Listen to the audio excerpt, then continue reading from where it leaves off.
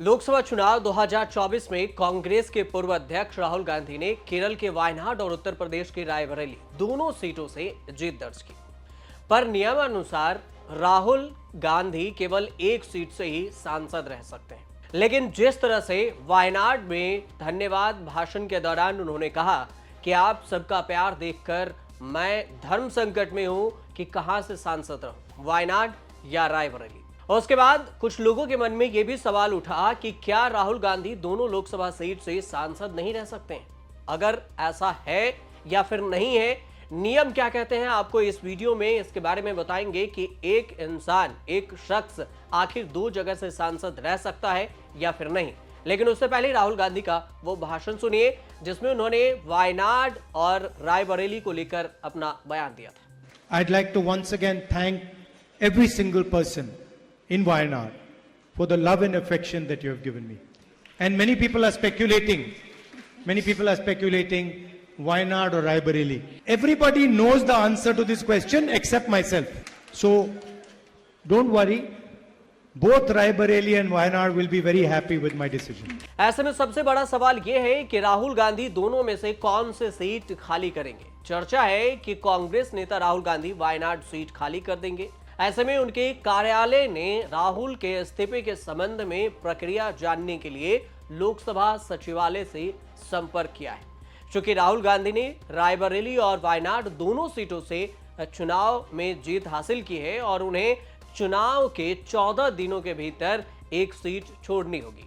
ऐसे में राहुल गांधी के ऑफिस ने पिछले हफ्ते उनके इस्तीफे की प्रक्रिया के बारे में जानकारी लेने के लिए लोकसभा के टेबल ब्रांच से संपर्क किया था। अब सूत्रों के हवाले से यह भी खबर बताया जा रहा है कि लोकसभा अध्यक्ष को अभी तक उनका इस्तीफा नहीं मिला है। अब क्या है इस्तीफा से जुड़ा नियम और प्रक्रिया, ये भी समझ लीजिए।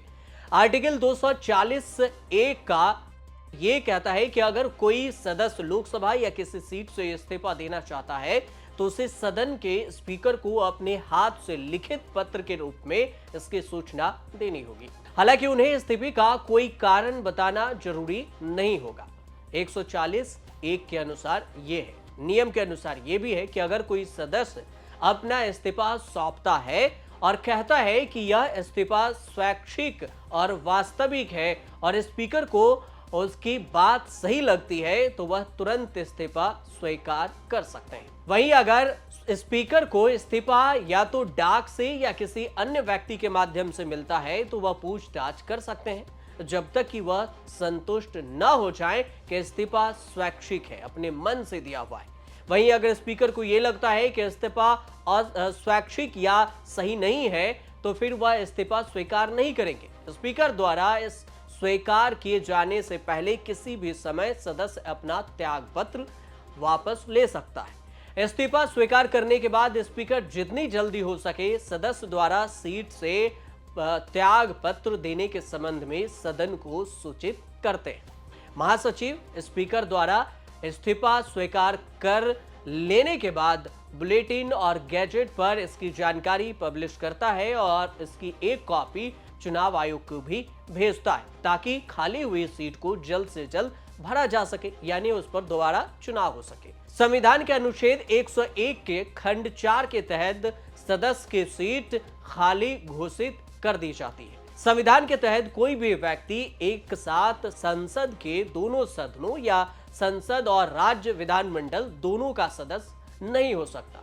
न ही एक सदन में एक से ज्यादा सीटों का प्रतिनिधित्व कर सकता है। संविधान के अनुच्छेद 101(a) में जन प्रतिनिधित्व अधिनियम 1951 के धारा 68(1) के तहत अगर कोई दो सीटों से चुनाव जीतता है तो उसे चुने जाने की तिथि से 14 दिन के भीतर एक सीट से सांसदी छोड़नी होती है।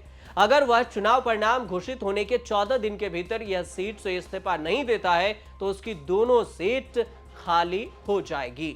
ऐसे में राहुल गांधी को भी 18 जून तक चुनाव में किसी एक सीट को खाली करना होगा। आयोग को इसकी सूचना देनी होगी कि वह किस सीट से सांसदी बरकरार रखेंगे और कौन सी सीट छोड़ेंगे, नहीं तो दोनों सीटों पर से उनका दावा खत्म हो जाएगा। जन प्रतिनिधित्व कानून 1951 के तहत 33(7) के तहत कोई भी व्यक्ति दो संसदीय क्षेत्रों से चुनाव लड़ सकता है, लेकिन दोनों पर जीतने के बाद सांसद नहीं रह सकता। दोनों सीट पर अगर सांसद नहीं रहेगा तो नियम यह है कि जनप्रतिनिधित्व अधिनियम 1951 की धारा 151A के अनुसार निर्वाचन आयोग को संसद के दोनों सदनों और राज्यों के विधायी सदनों में खाली सीटों को रिक्त होने की तिथि से 6 महीने के भीतर उपचुनाव कराना होगा।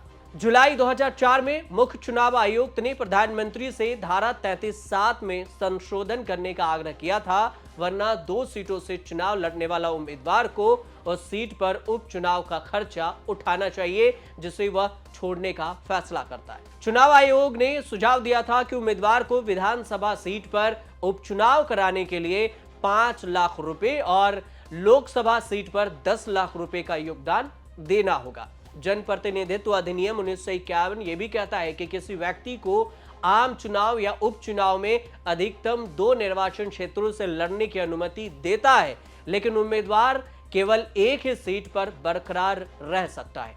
1996 के संशोधन से पहले किसी व्यक्ति द्वारा चुनाव लड़ने की सीटों की संख्या पर कोई प्रतिबंध नहीं था। 2023 में बीजेपी सदस्य और वकील अश्वनी उपाध्याय ने जनप्रतिनिधित्व अधिनियम की धारा 33(7) को अमान्य घोषित करने के लिए सुप्रीम कोर्ट में याचिका दायर की थी। उन्होंने याचिका में तर्क दिया था कि चूंकि एक व्यक्ति एक वोट हमारा लोकतंत्र के आधारभूत सिद्धांत में से एक है, इसलिए एक उम्मीदवार एक निर्वाचन क्षेत्र भी होनी चाहिए। हालांकि सुप्रीम कोर्ट ने उनकी याचिका को यह कहते हुए खारिज कर दिया था कि यह विधायी नीति का मामला है और इसे स्वीकार नहीं किया जा सकता। इस्तीफा देने के बाद सांसद के पास कितनी शक्तियां बचती है, सबसे बड़ा सवाल यह भी हो जाता है। पद से इस्तीफा देने के बाद एक सांसद से लगभग सभी शक्तियां छीन ली जाती है। हालांकि इस्तीफे के बाद भी कुछ अधिकार बने रहते हैं, जैसे कि चिकित्सक की सुविधाएं, पेंशन, ये सारी चीजें मिलती है।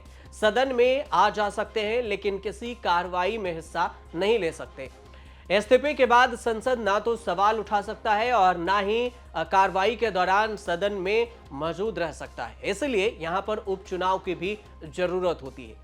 अब समझ लीजिए कि वायनाड में राहुल गांधी की जीत का अंतर कितना था। केरल के वायनाड सीट पर जो मुकाबला हुआ उसमें कांग्रेस की तरफ से राहुल गांधी, सीपीआई की तरफ से एनी राजा और बीजेपी की तरफ से के सुरेंद्रन के बीच में मुकाबला था। राहुल गांधी 3,06,000 वोटों के अंतर से जीत हासिल किए। राहुल को 6,04,000 वोट मिले। वहीं दूसरे स्थान पर एनी राजा को सिर्फ 2,08,000 वोट ही मिल सका। वहीं अगर दूसरे लोकसभा सीट उत्तर प्रदेश के रायबरेली की अगर बात करें तो राहुल गांधी को 3,09,000 वोटों के अंतर से जीत मिली। यहां पर मुकाबला कांग्रेस के राहुल गांधी, बीजेपी के दिनेश प्रताप सिंह के बीच में था। राहुल गांधी को जहां 6,08,000 वोट मिले, वहीं दिनेश प्रताप को 2,09,000 वोट ही मिल सके। अब सवाल यह उठता है कि राहुल गांधी कौन सी सीट को छोड़ेंगे और किस सीट पर सांसद बने रहेंगे। चुनाव परिणाम आने के बाद जब यही सवाल उनसे पूछा गया वह किस सीट को छोड़ेंगे और किस पर रहेंगे, तो उन्होंने कहा कि दोनों सीटों के वोटर का दिल से धन्यवाद करना चाहूंगा।